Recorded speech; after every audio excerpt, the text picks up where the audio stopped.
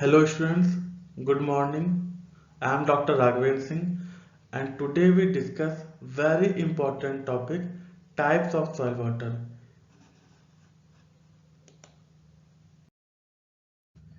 In this topic we discuss about introduction of water, importance of soil water, factors affecting soil water and classification of water.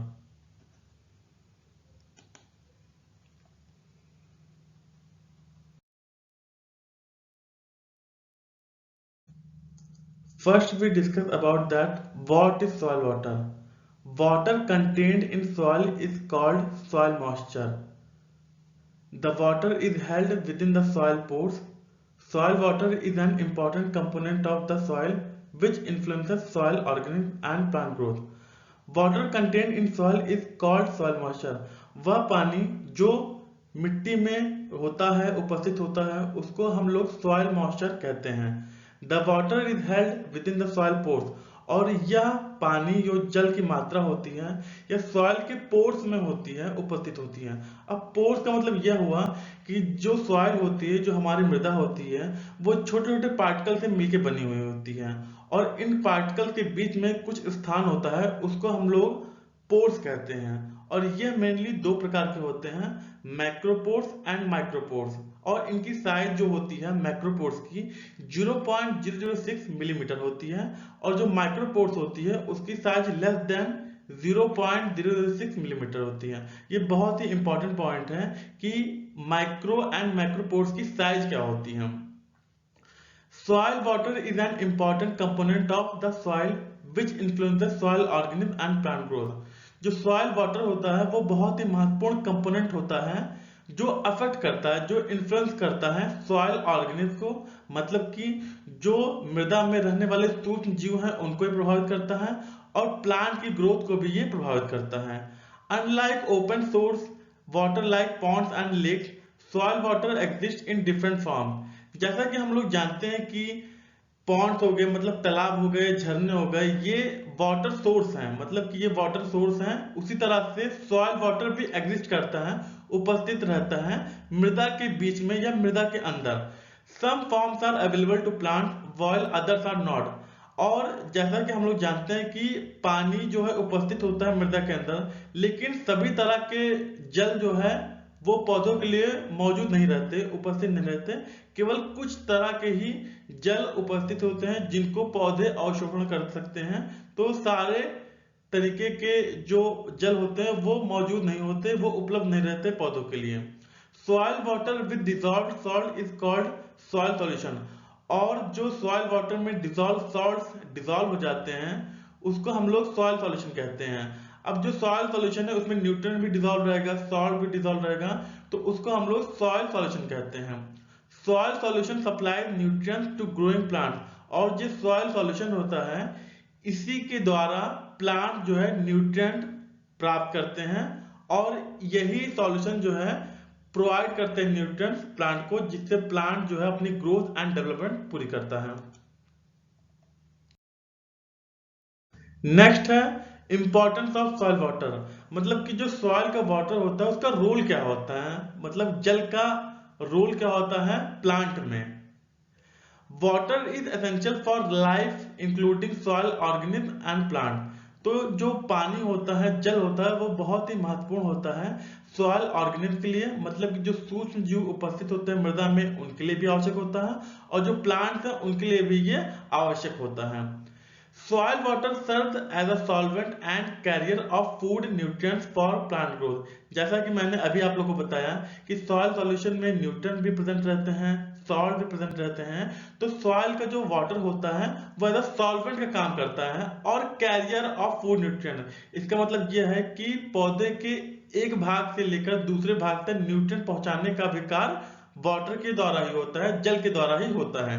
तो हम लोग ये कह सकते हैं कि water is also carrier which provide food and nutrients to the plant. इसका मतलब यह है कि पानी जो है, जल जो है एक कैरियर का भी काम करता है जो पौधों की एक भाग से लेकर दूसरे भाग तक न्यूट्रिएंट और फूड सप्लाई करता है. The yield of a crop is first determined by the amount of water available in the soil followed by availability of other food nutrient. इसका मतलब यह हुआ कि जो उपज है, जो फसल की जो उपज होती है, first determined by the amount of water, ये पहला निर्धारित होता है, डिपेंड करता है अमाउंट ऑफ वाटर, मतलब कि कितना पानी मौजूद है सॉइल में। तो जो उपज होती है वो टोटली डिपेंड रहती है अमाउंट ऑफ वाटर, कि कितना पानी मौजूद है मिट्टी में। उसके बाद the availability of other food nutrient, उसके बाद उसको आवश्यकता होती है फूड न्यूट्रिएंट की। तो इसका मतलब यह है कि पहले उसको ये आवश्यकता होती है कि कितना पानी मौजूद है मिट्टी में, उसी हिसाब से यील्ड जो है उस पर निर्धारित करती है, बाकी सारी चीजें सेकेंडरी आती हैं। तीसरा है next point, soil water itself is a nutrient. इसका मतलब यह है कि जो सॉइल का वाटर होता है वो खुद में ही न्यूट्रिएंट है, क्योंकि हम लोग जैसे जानते हैं कि वाटर का फॉर्मूला H2O होता है और हाइड्रोजन एंड ऑक्सीजन ये मौजूद होते हैं, तो न्यूट्रिएंट भी इसमें प्रेजेंट रहते हैं। तो सॉइल वाटर खुद में ही एक न्यूट्रिएंट हम लोग कह सकते हैं, जो महत्वपूर्ण होता है, इंपॉर्टेंट होता है प्लांट की ग्रोथ एंड डेवलपमेंट के लिए। Soil water regulate soil temperature, और जो इसका दूसरा काम है, soil water regulate soil temperature. जो सॉइल का वाटर होता है वो रेगुलेट करता है, टेम्परेचर को मेंटेन करता है, प्लांट की बॉडी का टेम्परेचर मेंटेन करता है water. Soil water is essential for soil forming process and weathering. जैसे हम लोग जानते हैं कि वेदरिंग होता है, जिससे अपघटन जिसको कहते हैं, वेदरिंग और सॉइल फॉर्मिंग मतलब कि मृदा के बनने के लिए और उसके अपघटन के लिए भी सॉइल वाटर बहुत ही इंपॉर्टेंट होता है। Micro organism require water for their metabolic activities. Soil water helps in the chemical and biological activities of soil. इसका मतलब यह है कि जो सूक्ष्म जीव उपस्थित होते हैं मृदा के अंदर, उनकी एक्टिविटी के लिए, मतलब बायोलॉजिकल एक्टिविटी जो कुछ भी करते हैं, उसके लिए भी सॉइल वाटर या जल बहुत ही महत्वपूर्ण होता है। It is the constituent of the growing plant, और यह ग्रोइंग प्लांट के लिए, मतलब यह पौधों के लिए बहुत ही आवश्यक होता है, मतलब कि जो जल होता है यह बहुत ही महत्वपूर्ण होता है बढ़ते हुए प्लांट के लिए या ग्रोइंग प्लांट के लिए। नेक्स्ट है factors affecting soil water. Next है कि कौन कौन से फैक्टर्स हैं जो सॉइल वाटर की अवेलेबिलिटी को अफेक्ट करते हैं। तो जैसा कि हम लोग देख पा रहे हैं यहाँ पे जो फैक्टर्स हैं, texture, structure, organic matter, density of soil, temperature, salt content, depth of soil. जैसे कि हम लोग देख पा रहे हैं ये सारा कुछ फिजिकल प्रॉपर्टीज ऑफ सॉइल है। तो हम लोग ये कह सकते हैं कि अगर फिजिकल प्रॉपर्टी सॉइल की, अगर मृदा की भौतिक विशेषताएं अच्छी होंगी, फिजिकल प्रॉपर्टी अच्छी होंगी, तो वाटर की अवेलेबिलिटी मतलब कि जल की उपलब्धता अच्छी होगी। तो पहला टेक्सचर, अगर सॉइल का टेक्सचर फाइन है तो more finer the texture, more is the pore space and also surface area and the greater the retention of water. इसका मतलब यह है कि अगर सॉइल का टेक्सचर फाइन है, अच्छा है, और पोर स्पेस भी अच्छा है, तो पानी का जो मौजूदा है, पानी की मौजूदा ज्यादा होगा, मतलब पानी इसमें ज्यादा टाइम तक रह पाएगा। Structure, well aggregated porous structure favours better porosity. इसका मतलब यह है कि अगर सॉइल का स्ट्रक्चर अच्छा है तो वो बेटर पोरोसिटी उसमें ज्यादा होगी, जिससे पानी ज्यादा देर तक उसमें रुक पाएगा, which in turn enhance water retention. और यह वाटर की रिटेंशन मतलब कि रुकने की क्षमता को ये बढ़ाता है। अगर ये स्ट्रक्चर अच्छा रहेगा, मृदा का स्ट्रक्चर अच्छा रहेगा, सॉइल का स्ट्रक्चर अच्छा रहेगा, तो ये वाटर को रोक के रखेगा, वाटर होल्डिंग कैपेसिटी भी अच्छी रहेगी। उसके बाद है organic matter. Higher the organic matter, more is the more water retention in the soil.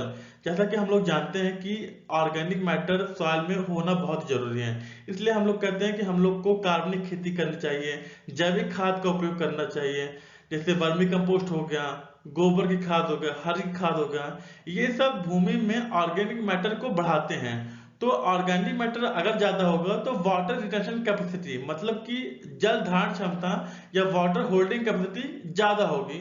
तो ऑर्गेनिक मैटर अफेक्ट करता है वाटर की अवेलेबिलिटी को मृदा में। उसके बाद है density of soil. Higher the density of the soil the lower the moisture content. अगर डेंसिटी ज्यादा होगी तो मॉइस्चर कम हो सकता है। उसके बाद है temperature. Cooler the temperature the higher the moisture retention. इसका मतलब यह है कि अगर टेम्परेचर मतलब कि अगर सॉइल का टेम्परेचर कूल है या वो ठंडा है तो मॉइस्चर ज्यादा रहेगा, उसमें मॉइस्चर की मात्रा या जल की मात्रा ज्यादा रहेगी। उसके बाद है salt content. More the salt content in the soil, less in the water available to the plant. जैसे कि हम लोग जानते हैं, हम लोगों ने सुना होगा प्रॉब्लमेटिक सॉइल होती है, उसमें सॉल्ट के कंटेंट ज्यादा होते हैं। तो अगर सॉल्ट के कंटेंट ज्यादा होगा तो वाटर की अवेलेबिलिटी कम होगी। उसके बाद है depth of soil. More the depth of soil, more is the water available to the plant. अगर डेप्थ अच्छी है, गहराई अच्छी है, तो वाटर की अवेलेबिलिटी भी ज्यादा होगी। तो ये सारे फैक्टर्स हैं जो अफेक्ट करते हैं सॉइल में जो वाटर होता है उसकी अवेलेबिलिटी को। तो ये सारे फैक्टर सॉइल की फिजिकल प्रॉपर्टी हैं। तो अगर हम लोग की सॉइल की फिजिकल प्रॉपर्टी अच्छी रहेगी तो वाटर की अवेलेबिलिटी भी अच्छी रहेगी। तो अगर हम लोग को वाटर की अवेलेबिलिटी को बढ़ाना है तो सॉइल की जो फिजिकल प्रॉपर्टी होती है उसको मेंटेन करना होगा, उसको अच्छा बना के रखना होगा, जिससे वाटर की अवेलेबिलिटी बनी रहे।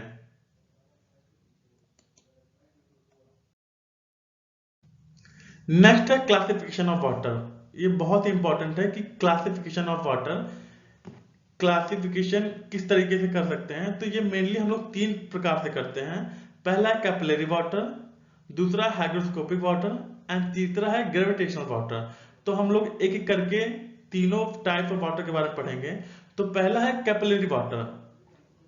जैसा कि मैंने पहले बताया था कि वाटर तो बहुत अवेलेबल होता है, लेकिन सारे टाइप के वाटर, सभी प्रकार के वाटर प्रेजेंट नहीं रहते पौधों के लिए।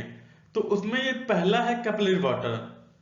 Water that exists between soil particles in small capillary pores is called capillary water. Water that exists मतलब कि जल की वह मात्रा जो बिटवीन सॉइल पार्टिकल, जो सॉइल के पार्टिकल के बीच में उपस्थित होती है, स्मॉल कैपिलरी पोर्स, जो पोर्स होते हैं उसको कैपिलरी पोर्स कहते हैं, वहां पे उपस्थित होती है या मौजूद होती है, उसको हम लोग कैपिलरी वाटर कहते हैं। It is the most commonly available form of water for absorption. और केवल कैपिलरी वाटर या मुख्यतः यही वाटर है, जल है, जो पौधों को आसानी से उपलब्ध हो जाता है।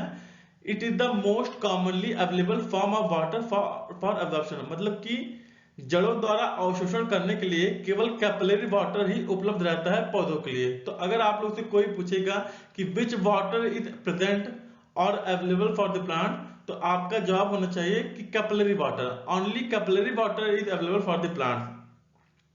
नेक्स्ट पॉइंट है water that remains in the soil after gravitational water is drained out and is in the form of a film around the soil grain. इसका मतलब यह हुआ कि आगे मैं बताऊंगा ग्रेविटेशनल वाटर होता है। तो वाटर दैट रिमेन्स मतलब कि वाटर की, जल की वह मात्रा जो रिमेन्स, जो बच जाती है मृदा के अंदर after gravitational water. Gravitational water के बाद की जो जल की मात्रा बची हुई होती है मृदा में, उसको हम लोग कैपिलरी वाटर कहते हैं। वाटर इज ड्रेन्ड आउट मतलब कि ग्रेविटेशनल वाटर के बह जाने के बाद, निकल जाने के बाद जो जल की मात्रा बची हुई होती है उसको हम लोग कैपिलरी वाटर कहते हैं। And is in the form of a film around the soil grain. और यह जो जल होता है वो सॉइल पार्टिकल के चारों तरफ एक फिल्म में होता है, उसको हम लोग कैपिलरी वाटर कहते हैं। दूसरे शब्दों में हम लोग कह सकते हैं capillary water is water held in micropores of the soil. कि जो कैपिलरी वाटर होता है वो माइक्रोपोर्स में उपस्थित होता है। And is the water composes the soil solution. और जो कैपिलरी वाटर होता है इसको ही सॉइल सॉल्यूशन कहते हैं, क्योंकि जो सॉइल सॉल्यूशन, जो न्यूट्रिएंट प्रेजेंट रहता है वो सॉइल सॉल्यूशन में होता है। तो कैपिलरी वाटर से ही सॉइल सॉल्यूशन बनता है। Water is held in the soil because the surface tension properties of the soil micropores are stronger than the force of gravity। और जैसा कि मैंने अभी बताया कि ग्रेविटेशनल वाटर के बाद जो बचा हुआ पानी होता है उसको कैपिलरी वाटर कहते हैं। तो ये पार्टिकल के चारों तरफ एक फिल्म बना के मौजूद होती हैं और बहुत ही अच्छे से ये पार्टिकल के किनारे किनारे चिपकी हुई होती हैं, जो ग्रेविटेशनल फोर्स के बावजूद भी नहीं हटती हैं। उस तरीके की वाटर को हम लोग कैपिलरी वाटर कहते हैं। और only capillary water is available for the plants.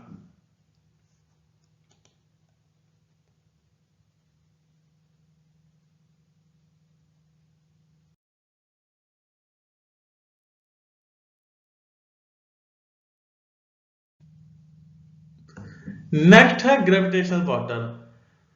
Gravitational water form of water which reaches at the soil water table due to the gravitational force after the rainfall। अगर मान लीजिए कि बारिश हो गई, बारिश हो गई या हम लोगों ने पानी प्रोवाइड किया सिंचाई के लिए, तो ग्रेविटेशनल फोर्स हम लोग सभी जानते हैं गुरुत्वाकर्षण बल होता है। तो ये सभी चीजों पे लगता है जो उसको भूमि की तरफ, मृदा की तरफ खींचता है। तो वही फोर्स लगता है ग्रेविटेशनल फोर्स लगता है वाटर पे। तो उसी की वजह से पानी नीचे की तरफ ये डाउनवर्ड मूवमेंट में जाता है, मतलब नीचे की तरफ जाता है। तो हम लोग कह सकते हैं gravitational water form of water, gravitational water वह वाटर का होता है which reaches at the soil water table due to the gravitational force, जो ग्रेविटेशनल फोर्स की वजह से नीचे की तरफ चला जाता है। This form is not available to the plant but available by mechanical methods और बाय ट्यूबवेल इरिगेशन। यह जो पानी होता है वो पौधों के लिए नहीं उपस्थित होता है, नहीं उपलब्ध होता है, लेकिन अगर हम लोग मैकेनिकल मेथड यूज करते हैं जैसे ट्यूबवेल हो गया, उसका इस्तेमाल करते हैं, तो हम लोग इस ग्रेविटेशनल वाटर का भी यूज कर सकते हैं। जैसे कि हम लोग जानते हैं कि ट्यूबवेल तो नीचे से पानी निकालता है, तो मैकेनिकल मेथड अगर ट्यूबवेल का इस्तेमाल कर सकते हैं, हम लोग कर रहे हैं, तो उससे हम लोग ग्रेविटेशनल वाटर का यूज कर सकते हैं। लेकिन नॉर्मली ये ग्रेविटेशनल वाटर अवेलेबल नहीं रहता पौधों के लिए। Gravitational water is that part in excess of hygroscopic and capillary water that will move out of the soil if favorable drainage is provided। इसका मतलब ये है कि ग्रेविटेशनल वाटर वह वाटर होता है कि अगर ड्रेनेज सिस्टम अच्छा है, मतलब कि एक्सेस वाटर का बाहर निकलने को हम लोग ड्रेनेज कहते हैं। अगर ड्रेनेज सिस्टम अच्छा है किसी भी सॉइल का, तो ग्रेविटेशनल वाटर जो है नीचे ही चला जाएगा, वो उपस्थित नहीं रहेगा, वो प्रेजेंट नहीं रहेगा। Excess water in soil pores drains out due to gravitational force not available for plant growth। और जो excess water soil के पोर्स में इकट्ठा हो जाता है वो ड्रेन्स आउट हो जाता है ग्रेविटेशनल फोर्स की वजह से। मतलब कि जो ग्रेविटेशनल फोर्स होता है वो लगता है जल के ऊपर और उसकी वजह से ये ड्रेन आउट हो जाता है, मतलब बाहर निकल जाता है, और यह पानी उपलब्ध नहीं रहता प्लांट के लिए। दूसरे शब्दों में हम लोग कह सकते हैं ग्रेविटेशनल वाटर क्या होता है। Gravitational water is free water moving through soil by the force of gravity। मतलब कि वह पानी, वह जल जो ग्रेविटी की फोर्स की वजह से नीचे चला जाता है, बाहर निकल जाता है, उसका हम लोग ग्रेविटेशनल वाटर कहते हैं। It is largely found in macropores of soil and very little gravitational water is available to plant. इसका मतलब यह है कि जो यह ग्रेविटेशनल वाटर होता है वो प्रेजेंट होता है मैक्रोपोर्स में। मैक्रोपोर्स में ये उपस्थित होता है, लेकिन ये उपलब्ध नहीं रहता पौधों के लिए। उसके बाद हम लोग का ये हम लोग देख सकते हैं, ये फिगर में दिया गया है hygroscopic water, capillary water and gravitational water. जैसे कि हम लोग देख पा रहे हैं कि यहाँ पे ये हाइग्रोस्कोपिक वाटर है, तो ये देख रहे हैं हम लोग कि ये सॉइल पार्टिकल्स हैं, ये मान लीजिए सॉइल पार्टिकल्स हैं, तो इनके बीच में जो है ये नीले कलर का जो पानी है ये उपस्थित है, हाइग्रोस्कोपिक वाटर। इसको हम लोग हाइग्रोस्कोपिक वाटर कहते हैं। यह एक थिन लेयर बनाती है पार्टिकल के चारों तरफ। लिखा हुआ वाटर एडहेयर्स टू सॉइल पार्टिकल, मतलब कि जो वाटर होता है वो पार्टिकल से चिपका हुआ होता है बहुत ही मजबूती से, उसको हम लोग हाइग्रोस्कोपिक वाटर कहते हैं। यह वाटर उपलब्ध नहीं रहता पौधों के लिए। दूसरा है कैपिलरी वाटर। कैपिलरी वाटर हम लोग देख सकते हैं कि ये बाहर की तरफ देखिए थिन लेयर भी बना हुआ है और मैक्रोपोर्स में भी उपस्थित हुआ, मतलब कि ये देख सकते हैं ये जो पोर्स है यहाँ पे भी ये उपस्थित है, और ये एक कैपिलरी ट्यूब बनाता है। ये इस तरह से कैपिलरी ट्यूब बनाता है। यही वाटर, यही जल जो है उपलब्ध होता है पौधों के लिए। तो अगर आप लोग से कोई ये पूछे कि which water is available for the plant, तो only capillary water is available for the plant.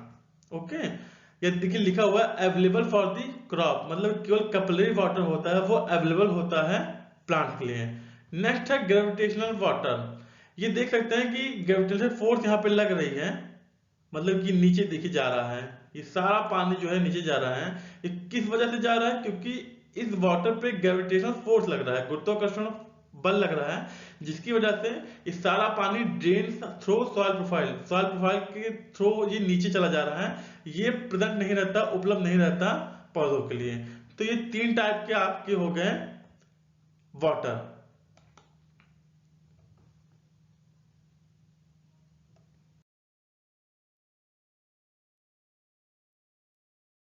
Next है हाइग्रोस्कोपिक वाटर। हाइग्रोस्कोपिक वाटर मैंने अभी बताया और मैं अभी आपको डेफिनेशन एक्सप्लेन कर रहा हूं कि हाइग्रोस्कोपिक वाटर होता क्या है। A thin film of water that is tightly held by the soil particles is called hygroscopic water। अभी मैंने आपको बताया था hygroscopic एक thin layer बनाती है soil particles के किनारे किनारे, तो लिखा हुआ a thin film of water that is tightly held by the soil particles is called hygroscopic water। वह जल की वह मात्रा जो soil particles के किनारे किनारे एक fine thin बनाती है, फिल्म तरीके बनाती है, उसको हम लोग हाइग्रोस्कोपिक वाटर कहते हैं। This water is also not available to the plant, और लिखा हुआ कि दिस वाटर मतलब यह वाटर भी उपलब्ध नहीं रहता पौधों के लिए। This form of water makes for fine film wrapping particles of water and is typically not readily available to the plant. यह जो पानी होता है वो फिल्म की तरीके रैप हुआ होता है पार्टिकल के चारों तरफ, पार्टिकल के चारों ओर ये होता है, उपलब्ध होता है, प्रेजेंट रहता है, लेकिन यह वाटर जो है पौधों के लिए नहीं होता है, मतलब पौधे इसको ग्रहण नहीं कर सकते, इसका इस्तेमाल नहीं कर सकते। It is found not only in pores but also on the surface of soil particle. तो इसमें लिखा हुआ it is found not only in pores, मतलब ये केवल पोर्स में ही नहीं उपलब्ध होते हैं, इस सॉइल के सरफेस के पार्टिकल पे भी उपलब्ध होते हैं, मतलब ये पोर्स में भी उपलब्ध रहेंगे, सॉइल के पार्टिकल्स में भी उपलब्ध रहेंगे, लेकिन ये पौधों के किसी काम के नहीं है।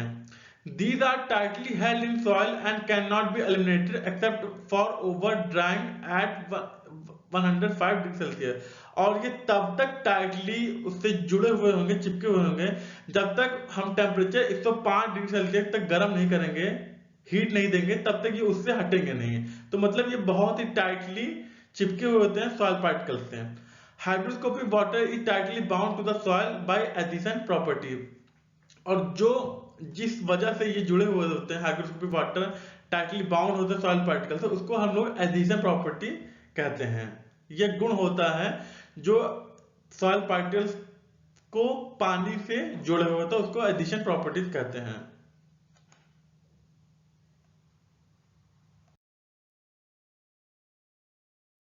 Okay students, so this is all about today's class. I hope you like this video. तो अगर आपको अच्छा लगा होगा तो please like, comment and subscribe कीजिए, और जो भी आपके डाउट हो आप कमेंट करके पूछ सकते हैं, मैं उनके आंसर दूंगा। Thank you so much.